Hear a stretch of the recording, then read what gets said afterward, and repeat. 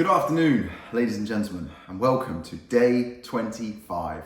We've made it. We are 1/4 of the way through this YouTube journey which we are taking together. So, cheers to you. I have to apologize in advance because today there is some building work going on just outside of my flat. Anyone who knows Puerto Banús will know the pirate ship bar that is on the beachfront. It's right there. And today they are renovating it and they are sanding the floor. It's insanely loud. So if you wonder what the background noise is, it is that. It is not someone or a cat being tortured. Do not worry. Anyway, today the streets have spoken and they have given me the topic to talk about. Supplementation. However, I'm going to caveat this one right at the beginning. I'm going to split this video into two parts. Part one is going to be the 4 supplements that I recommend every single person to take. Whether you are a man, whether you are a woman, whether you identify as a piece of IKEA furniture, whether you are white, whether you are black, whether you are gay, whether you are straight. I do not care. These 4 supplements, taken consistently, particularly if you've never taken them, have the power to dramatically improve your life. Not because of what they do, but because what they enable you to do. And I'll come on to that when we talk about them. The second part will be for the people who are already doing everything else right, for the optimizers. But, and I will say it again when we get to this point, if you are not nailing your sleep, your movement, and your nutrition, at that point, switch off and go and watch another video, one of mine, because you don't need to know the shiny supplements that we're going to talk about. You don't need to know about them yet. You're not there, you're not ready. You don't need to optimize. Those take you from 95 to 100. But if you're not at 95, if you're not doing the basics right, consistently, I'm not talking about for one day, consistently, if it's not a lifestyle for you, you don't need to worry about those ones. Cool, okay, caveats done. Let's get into it. So, there are 4 supplements that whenever I start working with a client, and when I used to work with female clients as well, like I say, it doesn't really matter how old you are, who you are, how you identify, it's irrelevant. 4 supplements that I would recommend every single person take. I'll rattle through them and then I'll explain each one. So you've got multivitamin, you've got creatine monohydrate, you've got vitamin D3, and you have omega-3s, okay? Let's start with creatine, because I think it's probably the biggest game changer for the most people, because creatine for a long time has been associated with building muscle, and it can help that process. But as a result of the association, it's largely taken, I don't know the stats, but I would imagine that creatine consumption is like 95%, the people who take creatine, 95% of them are men, for example, and it's probably men who go to the gym and are trying to build muscle. It's inadvertently gone into like a niche product, but it shouldn't be. It should be a mainstream product. In fact, if I was president of the universe, which sometimes I think I should be, I would put creatine in our water supply. I think it is that powerful. But the good news is you don't need to worry about this, because creatine is, I believe, the most widely or best researched supplement in the world. So it's been researched to death. And the good news is it is incredibly safe and it is incredibly potent. But again, you need to be consistent with it. You also want to aim for the creatine monohydrate. I'm not going to get too scientific on this. If you want to, you can go down that rabbit hole, but trust me when I say it, creatine monohydrate is the one you want to go for, okay? 5 grams a day, have it in the morning, don't even think about it. I was just looking over there because mine's there. I literally will get the little scooper, I'll put it in my mouth, I'll get some water, I'll shot the water, and it's done. I don't worry about putting the creatine in a mixer and then mixing it up and then having it and then putting it down. No, fuck that. It's a shot, boom, boom, boom, done. You don't even think about it, okay? Perfect, easy. Do that first thing in the morning, every single day. You want to try and have it at the same time every single day, and I just think make it part of your morning routine. Get up, get it in, get it done, and get on with your day, okay? Creatine is fantastic because it is going to effectively boost. Boost is a terrible scientific word, but let's just use it for this occasion. Please don't come at me if you are an actual scientist. I am not an actual scientist. I'm a certified nutritionist, but not a scientist. But let's just say it boosts one of your energy systems, your creatine phosphate energy system, okay? This is your primary energy system. If I wanted to go and I don't know, pick up a table, which is over there, I lift it with force, it's going to use the creatine phosphate energy system. It's not going to use the aerobic or anaerobic, the aerobic energy system, okay? That's going to be if I'm going for a run or a walk or something like that, okay? So it's going to use that creatine one. So it's going to enable you to move greater weight, greater forces, okay? And this is why it gets associated with muscle. But it also just gives you more energy, which is fantastic, right? The way I like to explain it to people is it increases your work capacity. Now that could be your work capacity in the gym or out of the gym, okay? Creatine, monohydrate, 5 grams per day. Don't think about it. Just go out, get it in, get it down. It's super cheap, super widely available. You could order it today and have it in your house tomorrow morning, and we'll do a shot together in the morning, okay? Wicked. Number 2, let's talk about omega-3s.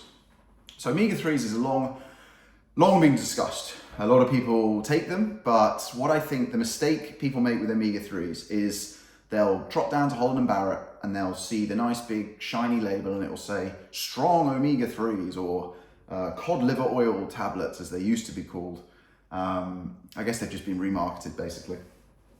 But people, again, they don't really understand why they're taking them, what the benefits are and that sort of stuff.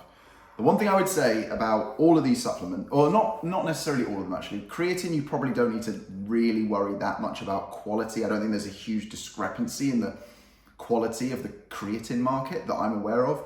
But when you get into the more nuanced supplementation, such as omega-3, such as vitamin D, even multivitamins to an extent, there is a huge discrepancy between quality. And what I mean by quality is your body's ability to actually absorb what is in these pills or potions that you're taking, okay?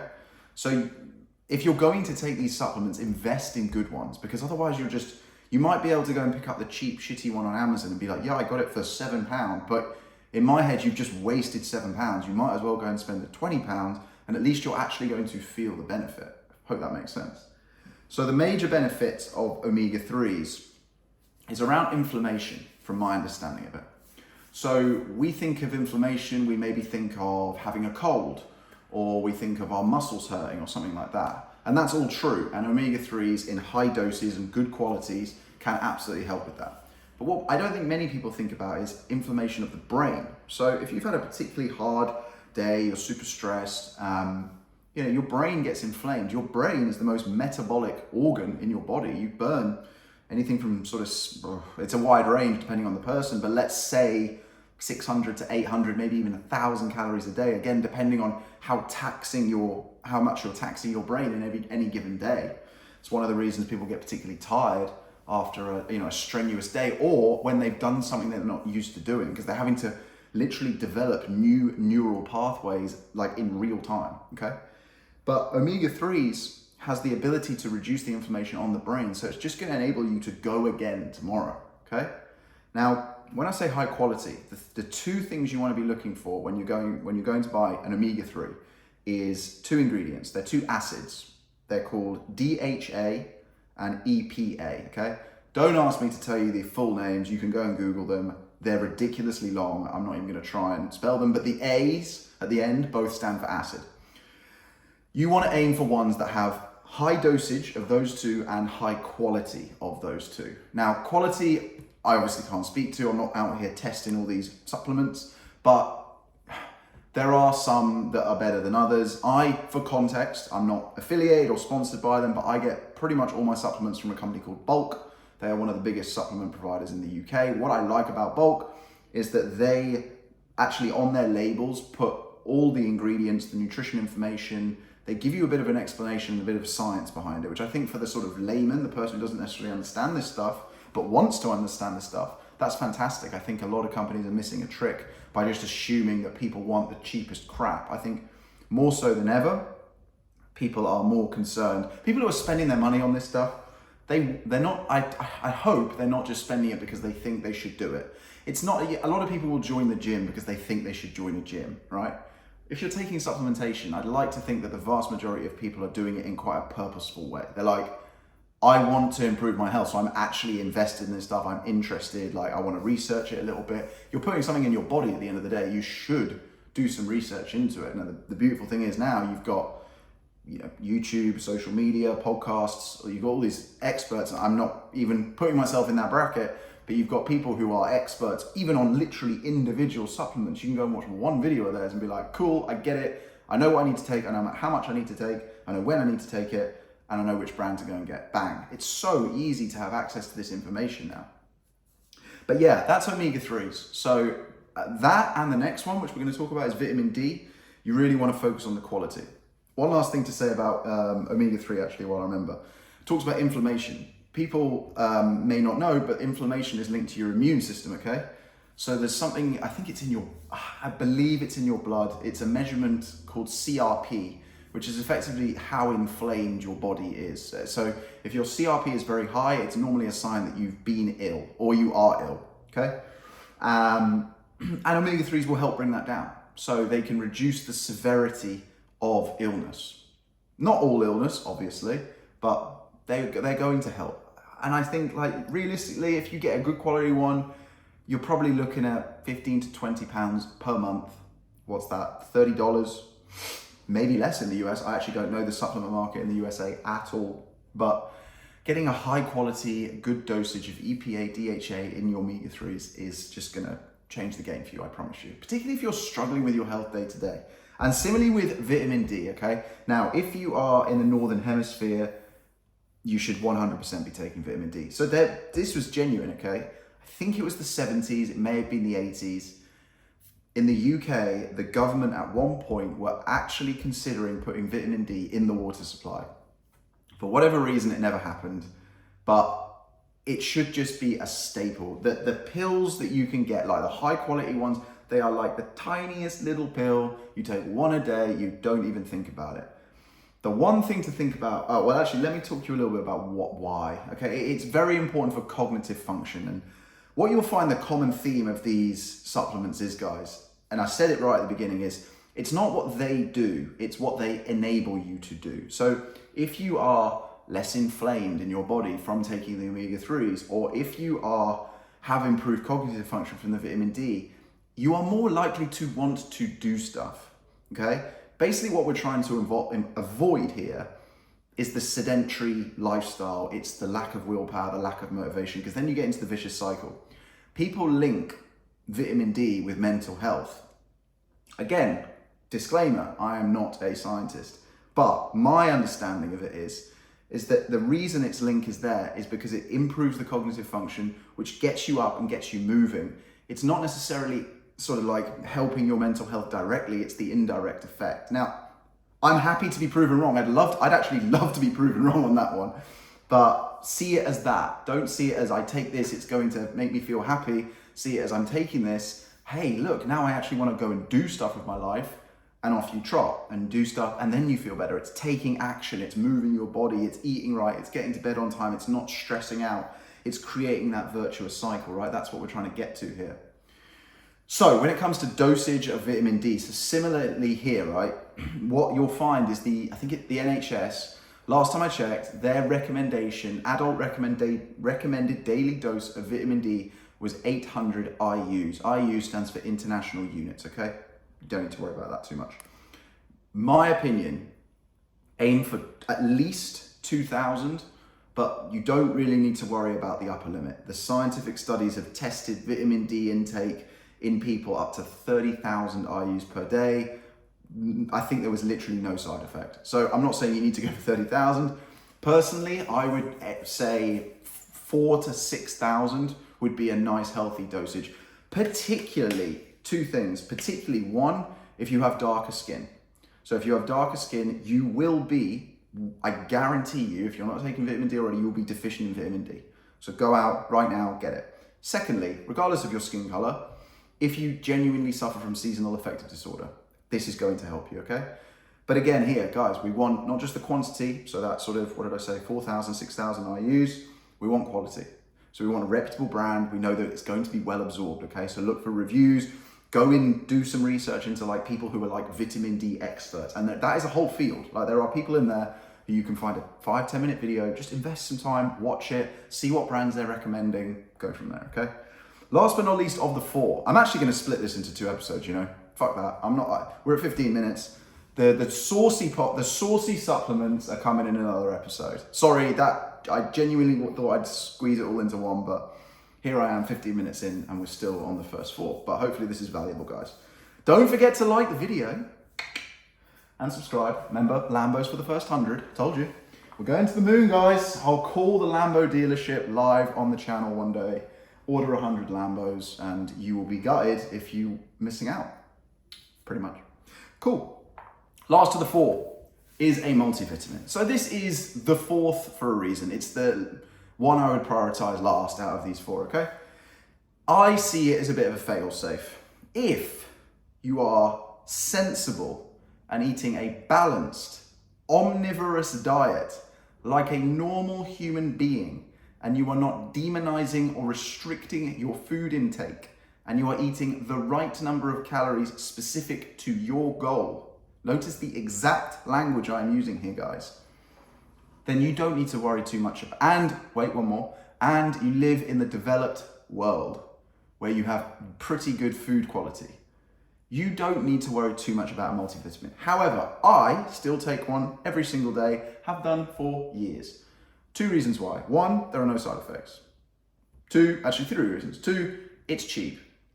3, it's a fail-safe. So if for whatever reason my diet is crap on X day or Y day, I'm just know in my head I'm topping up the tank with the right things. Super simple, okay? So you got 4 there. You got the multivitamin, you got the vitamin D, you got the creatine, you got the omega-3s. I'll tell you what, I'll give you a bonus 5th. It's this bad boy, caffeine. It can be like a superpower drug, but you got to moderate your usage with it, okay? Try not, I'm being a bit cheeky, I'll be full transparency, it is 2:02 p.m. here. I probably shouldn't be having this. However, I slept 5 hours last night, I'm pretty exhausted, and we're hustling this weekend, guys, okay? So here we are, 2 p.m. This is my last coffee of the day, my last bit of caffeine. The reason we say that is because caffeine has a half-life, which is the amount of time for half of it to leave your body. And the reason it's called half-life is because after that half-life is expired, it then takes the same amount of time for the next half of that half, so the quarter, to then leave your body. So if that means basically, if you're having caffeine at like 6 p.m. and then you're waking up and you're going to bed and then you're waking up and having coffee at 7 a.m., you are permanently caffeinated and you want to avoid that. Like genuinely long term, it's not going to be good for you, okay? It's going to fuck up your adrenals and you don't want that. Cool. 18 minutes, guys, on supplementation. I genuinely hope that was useful. I am more than happy for anybody to constructively challenge any of my views and opinions here. Like I say, I think with these particular topics, it's very important to don't just take the information from one source. Like the research in these fields, in nutrition in general, it's a little bit like neuroscience.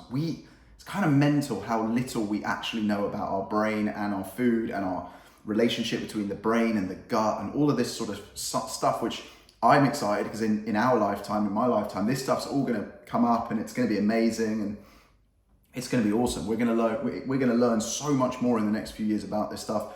One of the big things that's becoming more mainstream, I think it probably will get there in the next 5 years, is personalized supplementation. So you get a blood test done, they send off your bloods, they basically say you are deficient in this. This is how much you need of each of these. They basically come up with a formula for you, which you then take every single day. Beautiful. Like that is amazing. Right now, I'm not doing it because the last time I looked, I believe it was like £300 a month, which is, it's a little bit pricey for me. If it came down to 50 quid a month, £100 a month, maybe I would look at it. If it was like, this is going to benefit you, this is specific to you, I'd be like, you know what, for my health, that is an investment. Because if my health's in good form, I'm gonna get more done, I'm gonna make more money, it's gonna return on its investment, right? So, but right now for me, £300 a month is a bit too pricey. So, cool. I'll leave it there, guys. Have a fantastic Friday. Thank you for joining me today and on this journey so far. We are 1/4 of the way through. We are just getting started, guys and girls. Thank you so much. Have a fantastic weekend.